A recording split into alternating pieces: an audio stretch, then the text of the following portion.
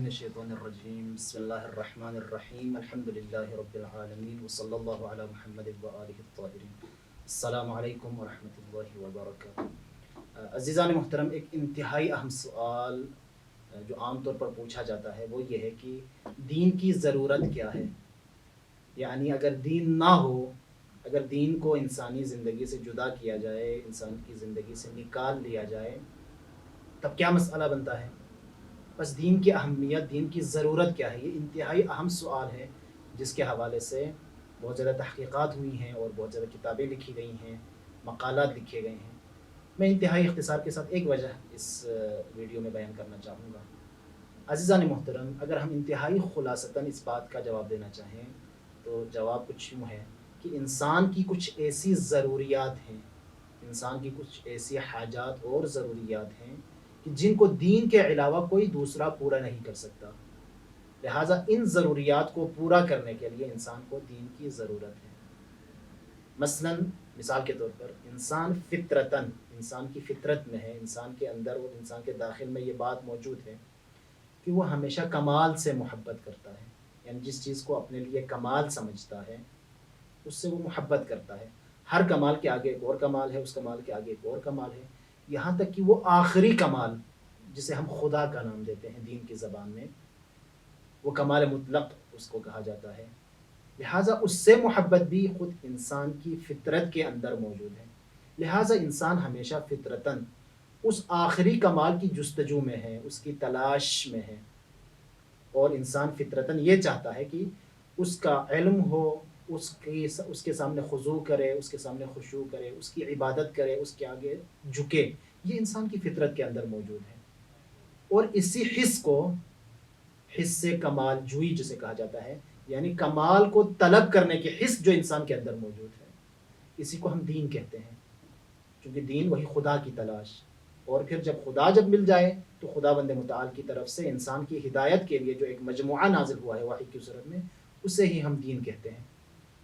اب اس بات کے اوپر شاہد تاریخی طور پر اگر آپ مطالعہ کرنا چاہیں، اگر آپ اسٹڈی کر لیں، جتنا چاہیں آپ پیچھے چلے جائیں، تاریخی طور پر آپ دنیا کے جس علاقے کا بھی اگر آپ مطالعہ کر لیں، ریسرچ کر لیں، تو وہاں آپ کو دینی آثار ملتے ہیں، وہ جس شکل میں بھی ہوں، چاہے وہ مسجد کی شکل میں ہو، چاہے وہ مندر کی شکل میں ہو، چاہے وہ کسی اور دین کی عبادت خانے کی شکل میں ہو، بتوں کی شکل میں ہو، یا پتھروں پہ جو مذہبی علامات کندہ کیے جاتے ہیں ان کی شکل میں ہو۔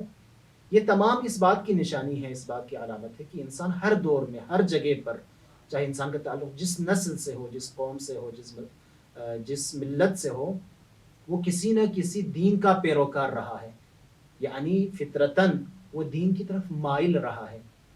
یہ وہی فطری تلاش ہے، دین کی تلاش ہے۔ اور جو چیز فطری ہو، انسان کی فطرت میں موجود ہو، اس کو کبھی بھی ختم نہیں کیا جا سکتا۔ ممکن ہے بعض عوامل کی وجہ سے وہ دب جائے، وہ کم رنگ ہو جائے، لیکن فطری جو چیز ہے، جو چیز انسان کے وجود کے اندر موجود ہے، اس کو کبھی بھی ختم نہیں کیا جا سکتا۔ تو دین بھی انسان کے وجود کے اندر، انسان کی فطرت کے اندر موجود ہے۔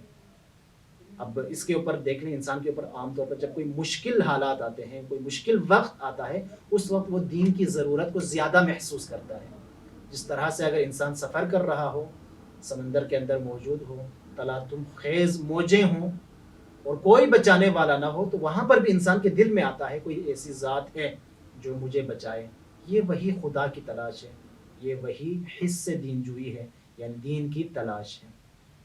ابھی مثلا یہ کورونا کے حالات چل رہے تھے پیچھے، اور ابھی بھی چل رہے ہیں، تو ان میں آپ نے دیکھا کہ لوگ خدا کی طرف، لوگ دین کی طرف متوجہ ہوئے۔ اور کیسے متوجہ ہوئے؟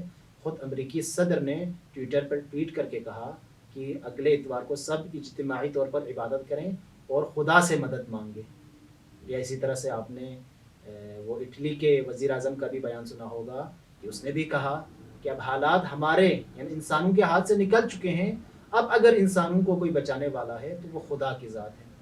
تو آپ نے دیکھا کہ جب انسان مشکلات میں آتا ہے تو اس وقت وہی اپنے اندر موجود وہ جو دین کی ایک تلاش ہے، خدا کی جو ایک تلاش ہے، وہ ابھر کے سامنے آتا ہے، اور اس وقت وہ خدا کو پکارنا شروع کرتا ہے۔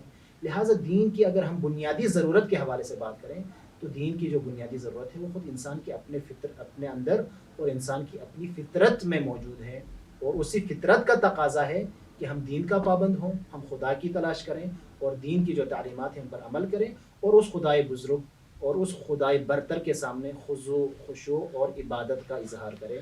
یہی دین کی ایک بنیادی ضرورت ہے۔ خدا بند متعال سے دعا ہے کہ ہمیں دین کی تعلیمات سمجھ کر ان کے مطابق عمل کرنے کی توفیق عنایت فرمائیں۔ ربنا تقبل منا انک انت السمیع العلیم۔